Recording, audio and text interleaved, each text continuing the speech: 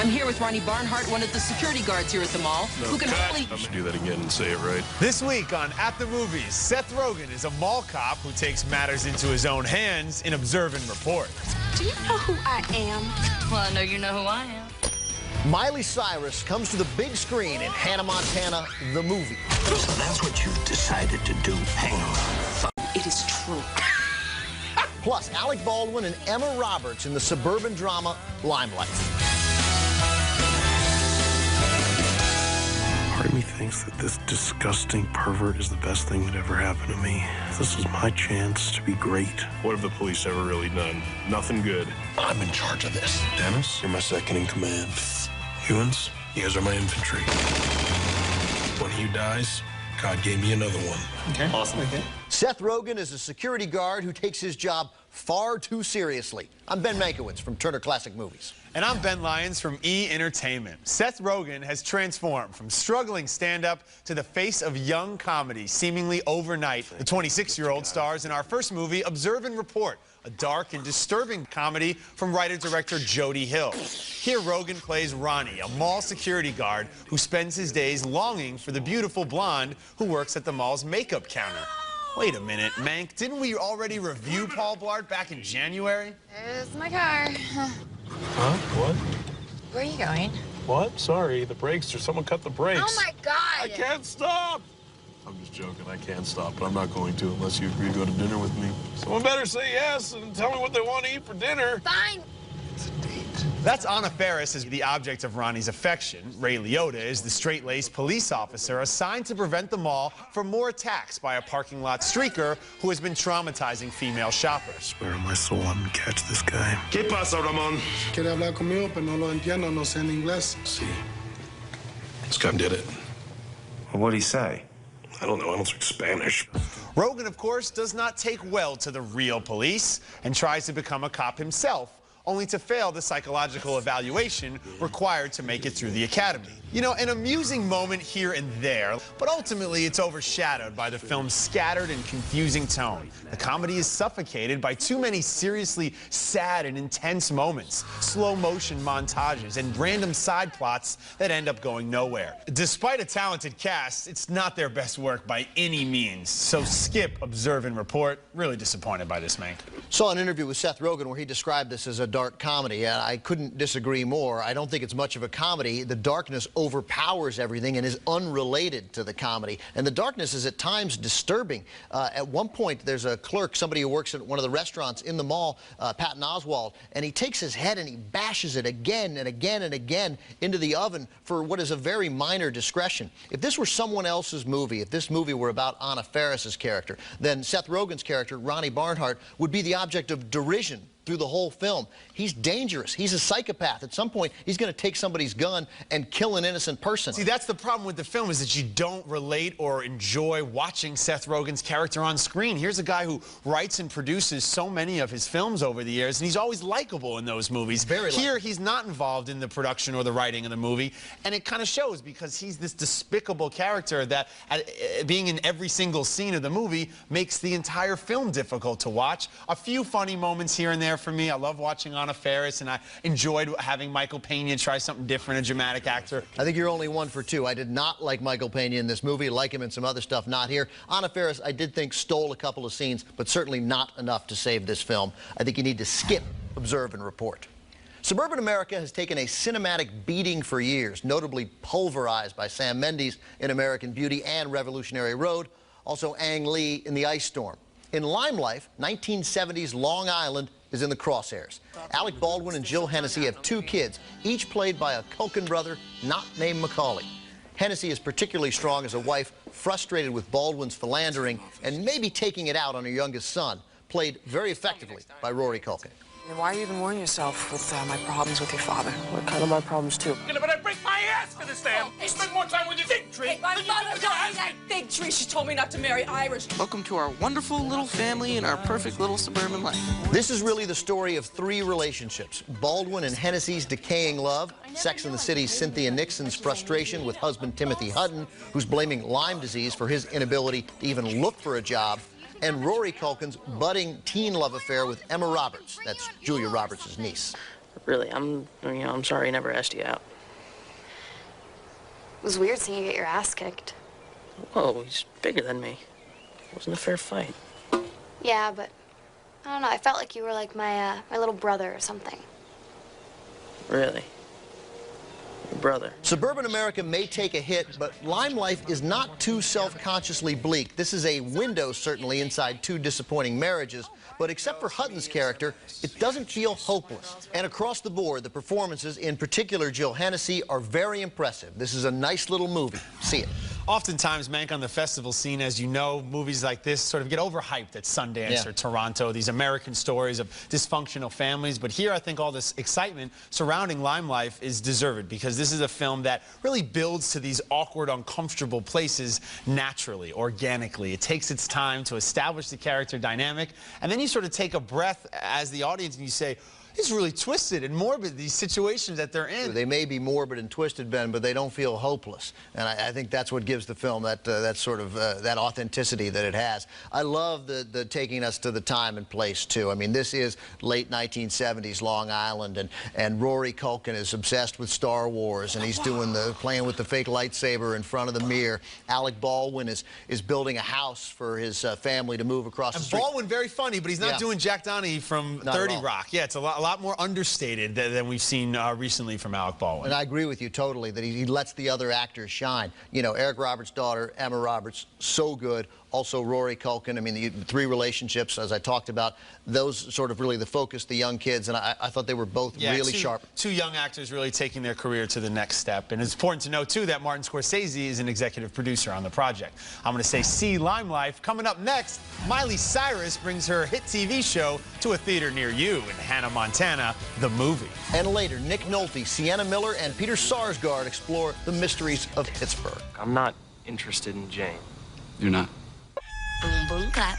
Boom, de clap, de clap. Hold still. Miley, whoa! You okay? Don't you know better than to yell at someone who's asleep on top of a chicken coop? I do now.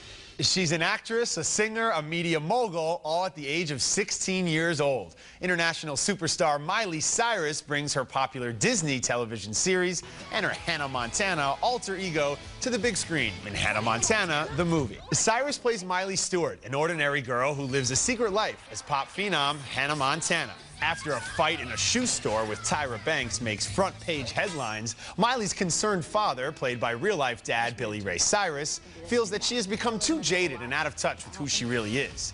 He decides to take his daughter back to Tennessee for her grandmother's birthday instead of off to New York for a big concert.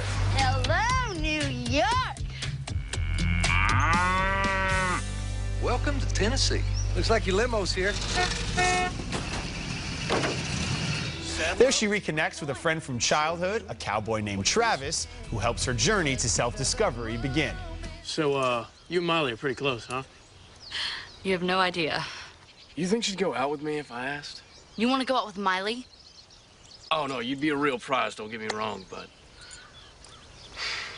Miley, I can't help but smile when I'm around her. Keeping her secret proves to be a real challenge for young Miley, as does carrying her own movie. Sure, she has star presence, but many of those supporting her do not. Aside from a few cameos and a big benefit concert to save her hometown from evil land developers, there's nothing really that makes this movie stand out from the TV show. It's just longer.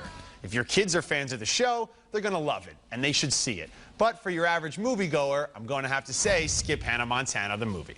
A lot of slapstick in this movie. People falling out of trees, falling off of ladders, falling into mud puddles, falling into a chicken coop. One guy fell into an alligator pond and then appeared to be dragged to his death by the alligator, which I thought was a little surprising for the movie. I guess he didn't die, but that was one thing that's really inappropriate maybe for younger audiences. I don't think it was inappropriate, because certainly it's not like we see the alligator kill him, but I was like, did he just die? I thought that was a very puzzling moment in the Hannah Montana movie.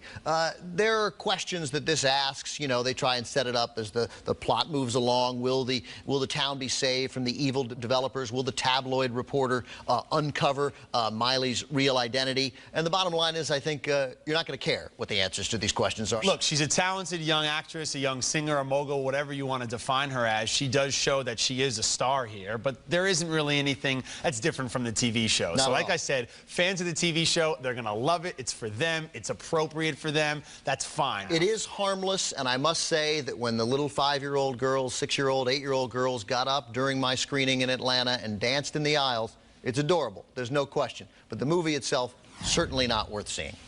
Coming up next, we'll review Mysteries of Pittsburgh. That's with Nick Nolte and Sienna Miller. My friend Art Beckstein. A pleasure, Mr. Beckstein. So, Art, what are you going to do this summer? I don't know. You don't know? I'm not sure. You're not sure that you don't know? Or you're just not sure? The premise of our next film, Mysteries of Pittsburgh, is whether Art Beckstein, a young college graduate, can break free of the conformity and expectations heaped on him by his father, a well-known gangster, played by Nick Nolte. The senior Beckstein has Art's future laid out, a career as a stockbroker. Art, though, wants something different. And in the summer after he graduates, he finds it in an unexpected friendship with the vexingly beautiful Sienna Miller and her boyfriend, a dangerous but alluring bad boy played by Peter Sarsgaard. You tell me something that you've never said out loud to anyone before, then this moment becomes unique. I'm not sure I have one. Of course you do. You like having fun with another guy's girl? It wasn't like that. Relax, Beckstein. It's going to be a great summer, I promise. This coming-of-age story is based on Michael Chabon's well-praised 1988 novel, which I admit I haven't read, but I can't imagine the novel's characters were this flat, formulaic, and puzzling in their behavior. This scene between John Foster, who plays Art, and Sienna Miller is dramatic, but in context feels completely coerced. Do you love me? Yes, of course. Do you love him? Yes. You can't fix him, Art.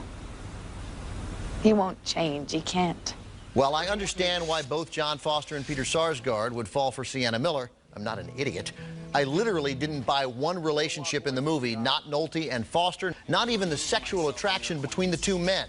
The book had many failed attempts at adaptation before this effort, and I'm afraid to say it needed an even longer wait. Skip the Mysteries of Pittsburgh. You know, the setup is there for some interesting character relationships. Like you said, you didn't buy John Foster with these different people in his life, and I think that's why the movie struggles, is because John Foster as the lead just doesn't bring it to hold his own with Sienna Miller and Peter Sarsgaard, who I think are two very talented actors. I don't think this is a performance issue. I think this is a script issue. I don't think there's an actor in the world you put in this that makes these relationships work. Well, they literally don't make any sense. On one note. He plays the whole movie flat, and that instantly bothered me. I said, I need to see some more emotion because he's going through some life-changing decisions and some incredibly dangerous situations, and he plays it all the same. To me, it's an exposition issue. Some of it, there's some voiceover narration that I think from the start doesn't work. It then gets dropped through the middle of the movie, returns in the end. I'm always dubious of voiceover narration unless we're seeing a really classic film noir. This is nothing like that. Characters made, Ben, puzzling decisions in this movie. At one point at the end of the movie, John Foster goes on a dangerous mission with Peter Sarsgaard. Why would Sarsgaard let him go? Why did Foster want to go? It jeopardizes them both. Ultimately, Mank, the movie's all over the place, and it loses its focus and lost me in the process. I'm going to say skip the Mysteries of Pittsburgh. Our next movie is Anvil, the story of Anvil. Back in 1984, American hair metal rock bands invaded Japan, playing for thousands of screaming fans. All of the bands, from Bon Jovi to Whitesnake, that rocked that day, went on to sell millions of records. All of them except one, Anvil.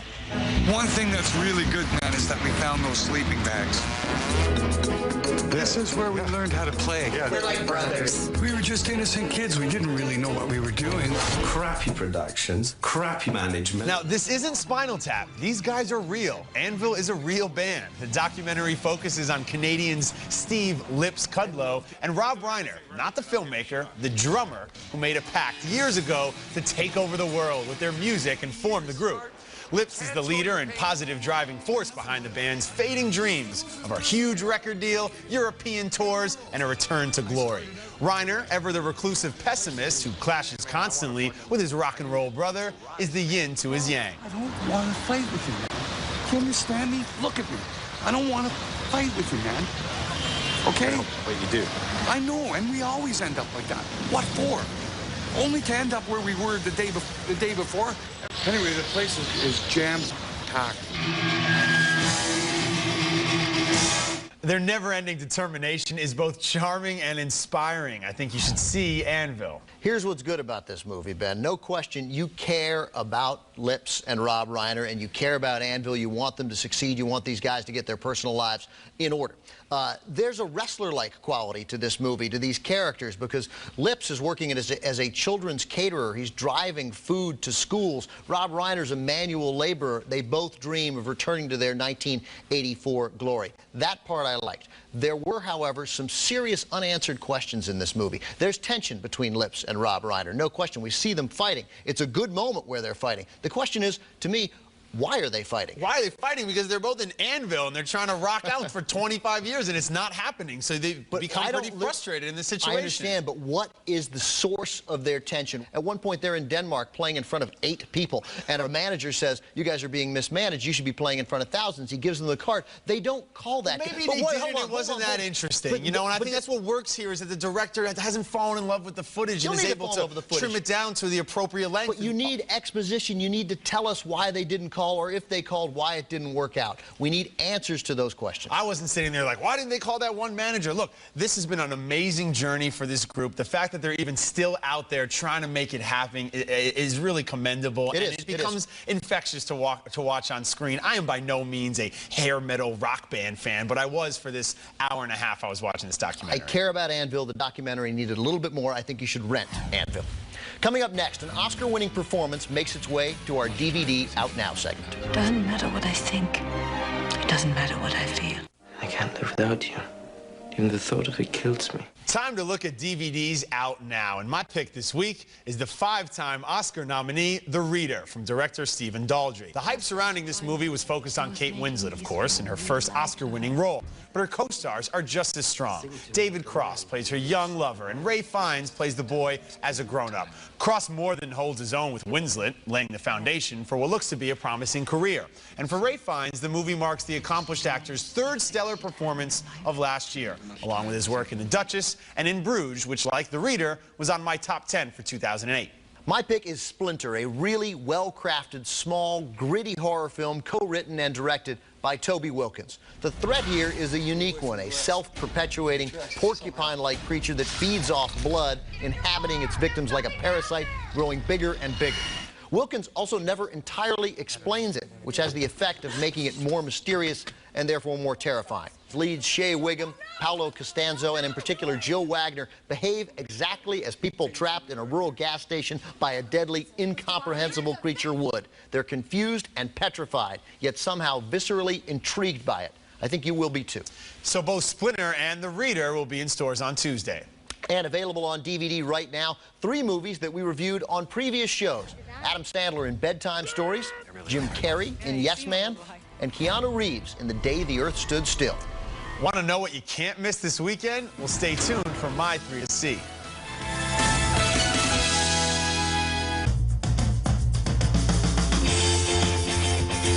Right now, all over the country, Discover Card customers are getting 5% cashback bonus at home improvement stores. Now, more than ever, it pays to Discover. Hotel provided by Park Hyatt Chicago. Chicago's award-winning hotel and luxury dining experience, located in the heart of Chicago's Magnificent Mile on Water Tower Square. Okay, recapping the movies on this week's show. We both say to skip Observe and Report. We both say see Lymelife. We agree you can skip Hannah Montana, the movie. We also say skip Mysteries of Pittsburgh. I say to rent Anvil, the story of Anvil, but Ben says see it. Now it's time for My 3 to See. At number 3, Adventureland, starring Jesse Eisenberg, Kristen Stewart, and Ryan Reynolds. Now, going into this movie, I expected it to be a lot funnier because it comes from the director of Superbad, Greg Mazzola, but its intent was to be more heartfelt than hilarious. At number 2, a movie we reviewed on this week's show, Lymelife. The film's dark humor really struck a chord with me and with audiences at Sundance in Toronto. And at number 1, Sugar, from writer-directors Ryan Fleck and Anna Bowden. It's the story of a young baseball player from the Dominican Republic trying to make it professionally in the United States. But it's so much more than just another sports movie. Sugar is one of the many immigrant stories we've covered recently on the show, and it's one of the best I've seen. That's it for now. Thanks for watching, everybody. Remember, we are always online at themoviestv.com. We'll leave you with a look at releases coming soon, and until next week, as always, we'll be at the movies. She had access to everything we were doing, and I believe they killed her for it. What is this you're wearing? This is hip. What'd you do, mug case head? Activon Ultra Strength for powerful pain relief. A convenient applicator means no messy creams. Activon, applied directly where it hurts for joint pain, muscle pain, arthritis, and backache. Wasteful. Washable. The reusable, machine washable Wonder Mop. Only from Lidman. Oh boy, smelly shoes. No smell? Odor Eaters destroys odor, absorbs wetness. Odor Eaters insoles powder and spray. Millions of pet owners trust 1-800-PET-MEDS for fast service, free shipping, and big savings. Call now or order online from 1-800-PET-MEDS, America's largest pet pharmacy. By now, you've heard that antenna TV is going all digital, and the nationwide switch to digital TV has moved to a new date, June 12th. But you don't have to wait until June 12th to enjoy free digital TV. Upgrade your antenna TV with a converter box or buy a new digital set. Use the right antenna and start enjoying free digital television now. Visit dtvanswers.com or call 888-CALL-FCC to learn more about the June 12th switch to digital TV.